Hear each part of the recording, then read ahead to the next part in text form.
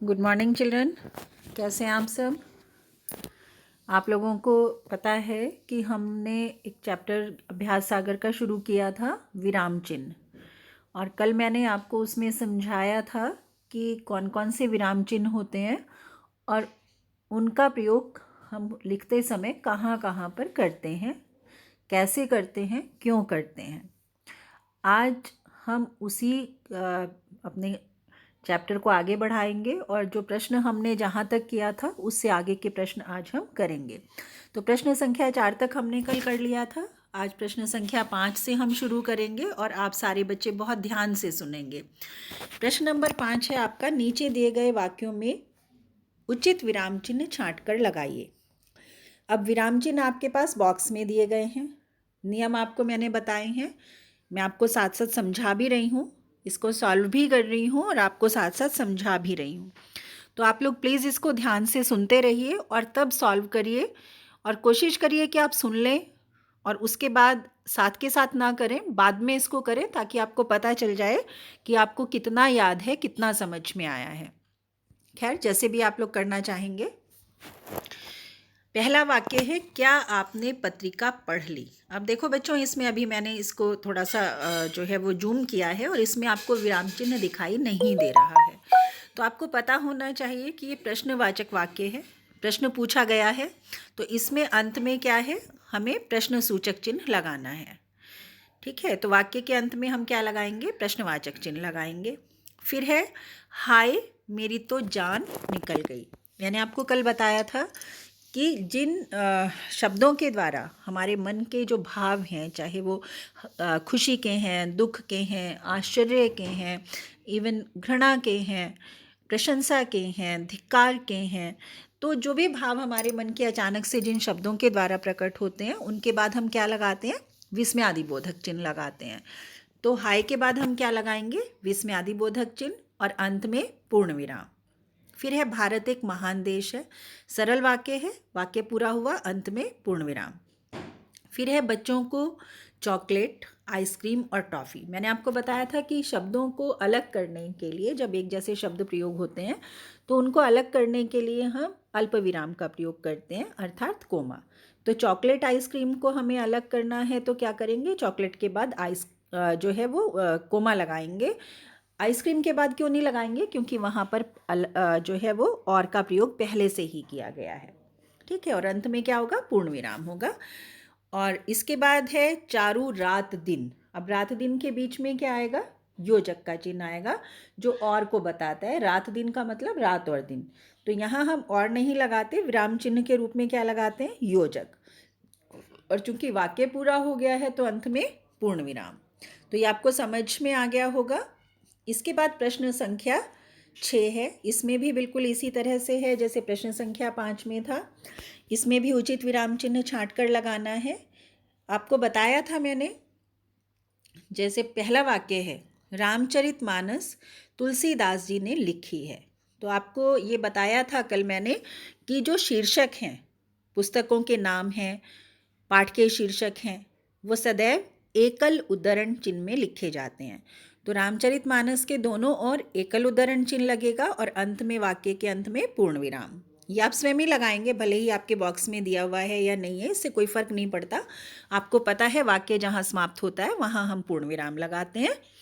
इसके बाद छोटी बड़ी, अब छोटी बड़ी में योजक चिन्ह लगा हुआ है। देखने में सुंदर कलापूर्ण मूर्तियाँ रखी हैं, तो यहाँ पूर्ण विराम आएगा। घरों में काम करने वाले रामा या बालू घर घर, अब घर घर में क्या आएगा? योजक आएगा।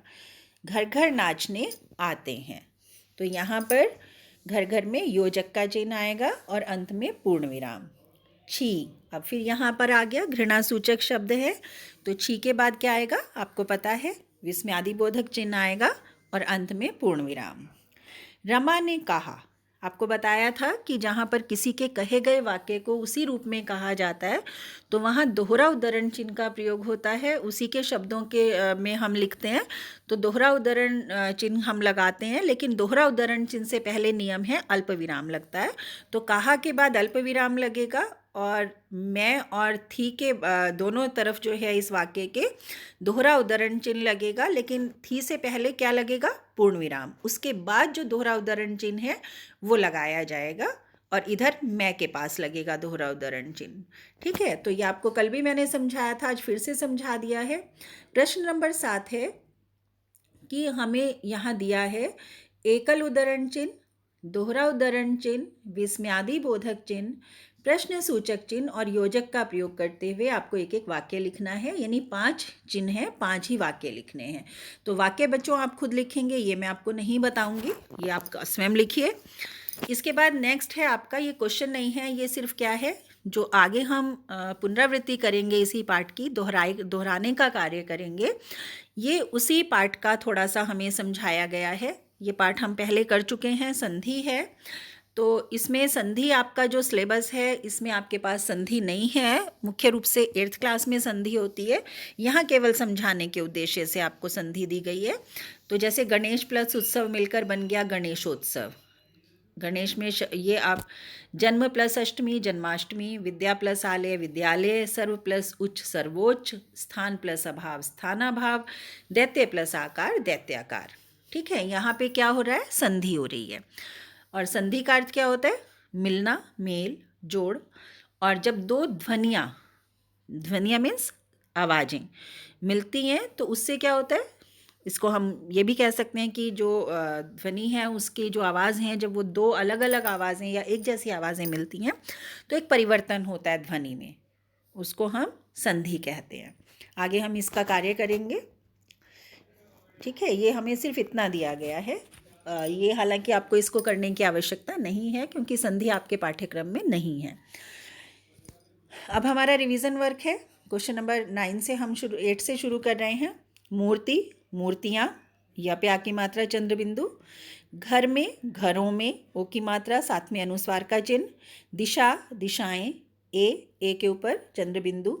तैयारी, तैयारियाँ, आपको मैंने बताया था कि यदि शब्द के अंत में दीर्घ ई स्वर है तो बहुवचन में वो ह्रस्व यानी छोटी ई हो जाता है। तो तैयारी, तैयारियाँ। प्रांत में, प्रांतों में। बैलगाड़ी, बैलगाड़ियाँ, यानी ड पे फिर छोटी की मात्रा क्योंकि अंतिम स्वर बड़ी ई का है, दीर्घ है। अगला प्रश्न है आपका प्रश्न संख्या 9। इसमें वाक्य में विशेषण और विशेष्य छांट कर लिखना है। तो मैं आपको फिर से बता देती हूँ बच्चों कि विशेषण हम किसे कहते हैं?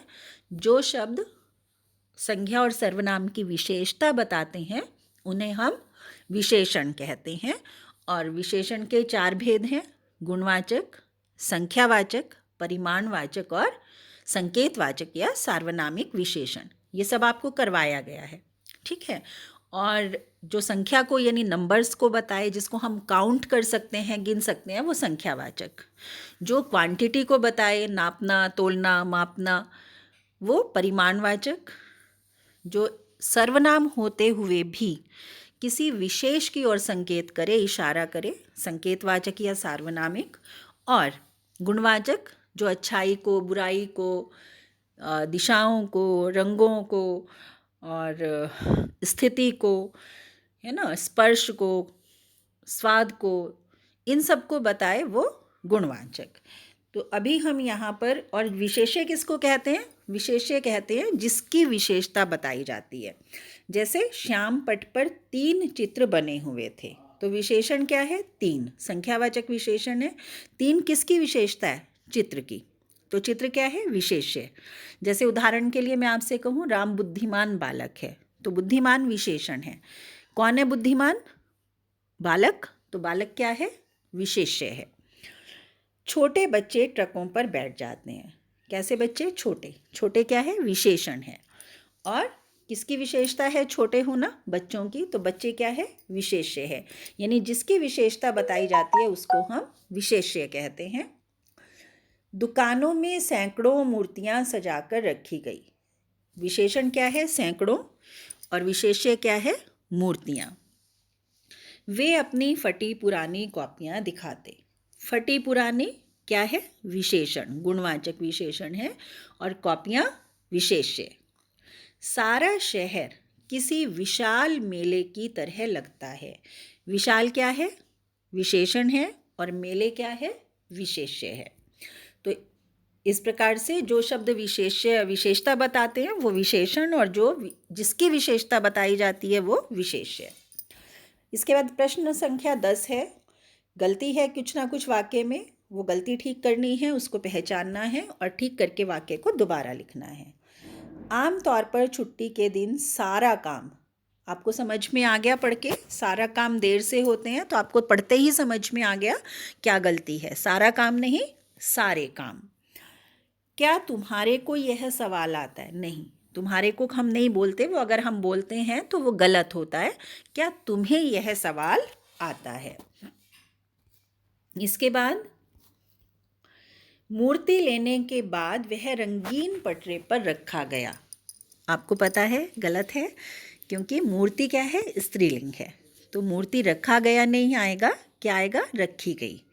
ठीक है, मूर्ति लेने के बाद वह रंगीन पटरे पर रखी गई, क्योंकि किसको रखा जा रहा है, मूर्ति को। डाकिया ने चिट्ठी पढ़कर सुनाई, नहीं, डाकिये ने चिट्ठी पढ़कर सुनाई। नाना जी सभी बच्चे को, जब सभी हैं तो मतलब बहुत सारे हैं, तो बच्चे नहीं होगा, क्या होगा, बच्चों। नाना जी सभी बच्चों को कहानी सुनाना चाहते थे।